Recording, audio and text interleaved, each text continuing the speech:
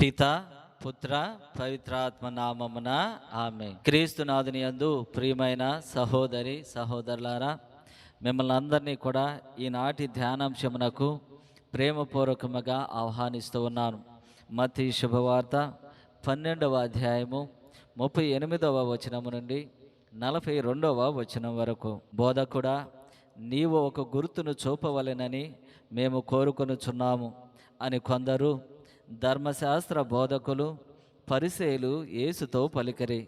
అప్పుడు యేసు ప్రత్యుత్తరముగా, దుష్టులు దైవ భ్రష్టులకు మీరు ఒక గుర్తును కోరుకొనుచున్నారు, కానీ యోనా ప్రవక్త చిహ్నము కంటే వేరొకటి వీరికి అనుగ్రహింపబడదు. యోనా ప్రవక్త 3 పగళ్ళు 3 రాత్రులు తిమింగలం గర్భములో ఉన్నట్లు మనిషి కుమారుడును 3 పగళ్ళు 3 రాత్రులు భూగర్భములో ఉండును. నినివే పౌరులు యోనా ప్రవక్త ప్రవచనములను ఆలకించి హృదయ పరివర్తనము చెందిరి కనుక తీర్పు దినమున వారు ఈ తరం వారి ఎదుట నిలిచి వీరిని ఖండింతురు.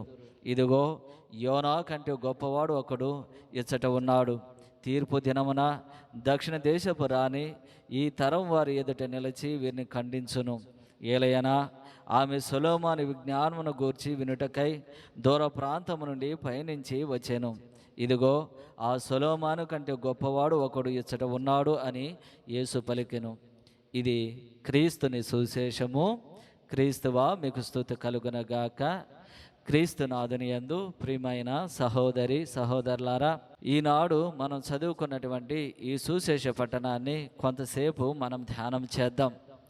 ధర్మశాస్త్ర బోధకులు పరిసయ్యులు యేసు ప్రభు చేసినటువంటి ప్రతి అద్భుత కార్యమును వారు కల్లారా చూశారు. రోగులను స్వస్థపరచడము, దయ్యములను వెడలగొట్టడము, మోగవారికి మాట్లాడేటువంటి శక్తినియడము, గుడ్డువారికి చూపునియడము, కుంటువారికి నడిచేటువంటి భాగ్యాన్ని కల్పించడము, దేవుడు ఈ విధముగా అనేకమైనటువంటి అద్భుత కార్యములను వారి ఎదుట చేస్తూ ఉన్నారు. కానీ వారు విశ్వసించకుండా, వారు హృదయ పరివర్తనం చెందకుండా, వారు హృదయాలను మరింత కఠినం చేసుకుంటూ ఉన్నారు. దేవుని దగ్గరకు వచ్చి, అదిగో మాకు ఒక గుర్తును చూపించుము అని అడుగుతున్నారు. ఇది దేవుని మీద విశ్వాసం ఉంచడానికి కానీ, లేదా దేవుని మీద నమ్మకం ఉంచడానికి కాదు, కానీ దేవుణ్ణి శోధనలకు గురి చేయడము, దేవుణ్ణి పరీక్షకు గురి చేయడానికి వారు ఆ ఆలోచనలతో వస్తూ ఉన్నారు. ఇదే తరహాలో ఇదే ఆలోచనలతో మన క్రైస్తవ విశ్వాసంలో కూడా కొంతమంది జీవిస్తూ ఉన్నారు. ఒక సంఘములో విశ్వాసాన్ని తీసుకున్న తర్వాత మరలా ఎక్కడ ఏదో శారీరకమైనటువంటి స్వస్థతలు జరుగుతూ ఉన్నాయి అని అక్కడికి వెంపర్లాడుకుంటూ పరిగెడుతూ ఉన్నారు. ఈ విధమైనటువంటి మనస్తత్వాలు కలిగి ఈ విధముగా వెళ్ళినటువంటి వారు ప్రతి ఒక్కరూ కూడా, ఇదిగో ఈనాడు మనం చదువుకున్నటువంటి సువిశేష పట్టణంలో మనకు కనపడినటువంటి ధర్మశాస్త్ర బోధకులు పరిసయ్యుల యొక్క మనస్తత్వాన్ని కలిగి ఉన్నారు అని ఈరోజు మనకి దేవుడు తెలియపరుస్తూ ఉన్నాడు. అదే విధముగా ఈరోజు క్రీస్తు ప్రభువు ప్రతి ఒక్కరి యొక్క విశ్వాసానికి సవాలు విసురుతూ ఉన్నాడు. ఆనాడు నినివే ప్రజల యొక్క విశ్వాసాన్ని, అదేవిధంగా ఇజ్రాయేల్ ప్రజల యొక్క విశ్వాసాన్ని ఆయన పోలుస్తూ ఉన్నాడు. ఈ నినివే ప్రజలు యోనా ప్రవక్త పలికినటువంటి ఒక మాట ద్వారా, ఇదిగో 40 రోజుల తర్వాత ఈ నినివే పట్టణం అంతా కూడా నాశనం అయిపోతుంది అని ఆయన పలికినటువంటి మాట ద్వారా ఆ ప్రజలు అందరూ కూడా హృదయ పరివర్తనం చెందుతూ ఉన్నారు. కానీ ఈనాటి ఇజ్రాయేల్ ప్రజలు క్రీస్తు ప్రభు అనేకమైనటువంటి అద్భుత కార్యములు చేసినప్పటికీ కూడా వారిలో హృదయ పరివర్తనం అనేటువంటిది కలగడం లేదు. కాగా దేవుణ్ణి పరీక్షకు గురి చేస్తూ ఉన్నారు. ఈరోజు క్రీస్తు ప్రభువు ఆ నినివే ప్రజల యొక్క విశ్వాసాన్ని ప్రస్తుత క్రైస్తవ ప్రజల యొక్క విశ్వాసాన్ని అనుపోలుస్తూ ఉన్నాడు. విశ్వాసములో మనం ఎక్కడ ఉన్నామో అని ఆలోచన చేయమంటూ ఉన్నాడు. మన పొరుగువాని యొక్క జీవితంలో జరిగేటువంటి ప్రతి సంఘటన కూడా మన జీవితంలో కూడా జరగాలని మనం పోల్చుకుంటూ ఉంటాము. వారు ఏదైనా ఒక బైక్ కొనుక్కున్నట్లయితే వారితో పోల్చుకుని మనం కూడా కొనుక్కోవాలని ఆశపడుతూ ఉంటాము. అది విశ్వాసంలో ఎందుకని మనం పోల్చుకోలేకపోతూ ఉన్నాము?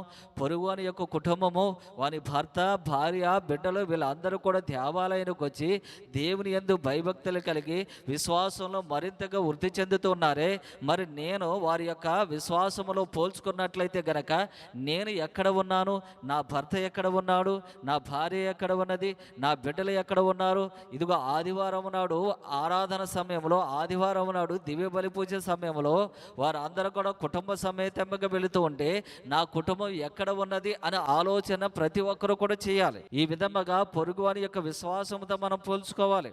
ఇదిగో పొరుగువాని యొక్క బిడ్డలు చక్కగా వచ్చి దేవాలయాన్ని శుభ్రపరుస్తూ, దేవాలయానికి కావాల్సినటువంటి పనులు చేస్తూ, చక్కగా పాటలు పాడుతూ, మంచిగా వాక్యాన్ని చదువుతూ ఉంటుంటే మరి మన బిడ్డలు ఎక్కడ ఉన్నారు అన్నటువంటి ఆలోచన చేయాలి. వారి బిడ్డల యొక్క విశ్వాసంతో మన బిడ్డల యొక్క విశ్వాసాన్ని మనం పోల్చుకోవాలి. ఆ విధంగా మనం పోల్చుకున్నప్పుడే విశ్వాసంలో మనం ఎక్కడ ఉన్నామో అనేటువంటిది మనకు తెలుస్తూ ఉంటుంది. కాబట్టి ఒకవేళ మనము ఆ ఇజ్రాయేల్ ప్రజల్లాగా ఇదిగో శారీరక పరమైనటువంటి స్వస్థల వెనకాలే మనం పరిగెట్టినట్లయితే గనక ఇదిగో మనం ఎప్పటికీ కూడా విశ్వాసంలో మనం ఎదగము అని దేవుడు తెలియపరుస్తూ ఉన్నారు. ఇక చివరగా దేవుడు పలుకుతున్నటువంటి మాట ఏమిటంటే, ఇదిగో యోనా కంటే గొప్పవాడు ఇక్కడ ఒకడు ఉన్నాడు అని, అదే విధముగా సొలొమోను కంటే గొప్పవాడు ఒకరు ఇక్కడ ఉన్నారు అని తెలియపరుస్తూ ఉన్నారు. మన జీవితంలో వచ్చేటువంటి కష్టాలను చూసి, బాధలను చూసి మనం కృంగిపోతాం. ఎందుకు అంటే ఇదిగో దేవుని కంటే మనకు వచ్చినటువంటి కష్టము పెద్దదిగా మనం భావిస్తూ ఉంటాం. కాబట్టి దేవుని కంటే నాకు వచ్చినటువంటి శ్రమ పెద్దదిగా మనం భావిస్తూ ఉంటాము. కాబట్టి దేవుని కంటే మనకు వచ్చినటువంటి నష్టము పెద్దదిగా మనం భావిస్తూ ఉంటాం. కాబట్టి ఇదిగో ఈ లోకములో ఈ కష్టాలు, నష్టాలు దేవుని కంటే పెద్దగా మనకి కనిపిస్తూ ఉంటాయి. ఇదిగో ఈ లోకములో అన్నిటికన్నా అధికుడు దేవుడని తెలియపరుస్తున్నాడు. ఈ లోకములో సర్వం చేయగలిగినటువంటి వ్యక్తి దేవుడని చెబుతూ ఉన్నాడు. ఈ లోకములో ఆయనకు అసాధ్యమైనటువంటిది ఏదీ లేదని చెబుతూ ఉన్నాడు. కాబట్టి మనం ఎప్పుడైతే మనకు వచ్చినటువంటి కష్టం కంటే దేవుణ్ణి పెద్దగా మనం చూడగలుగుతూ ఉంటామో అప్పుడు మన విశ్వాసములో మనం బలముగా ఉన్నట్లే. కాబట్టి దేవునికి ప్రథమ స్థానాన్ని ఇవ్వడానికి మన అందరం కూడా ప్రయత్నం చేద్దాం. పితా, పుత్ర, పవిత్రాత్మ నామమున ఆమేన్.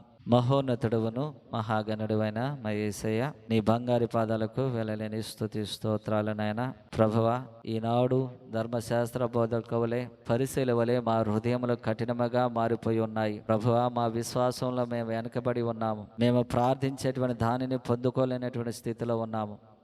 ప్రభువా, మా హృదయాలను మీరు మార్చి మా విశ్వాసాన్ని బలపరిచి మేము ప్రార్థించేటువంటి ప్రతిదాన్ని పొందుకునేటువంటి విధంగా మాకు సహాయం చేయమని మా ప్రభువును మీ కుమారుడైన యేసుక్రీస్తు ద్వారా ఈ మనవి చేయుచున్నాం తండ్రి. ఆమేన్.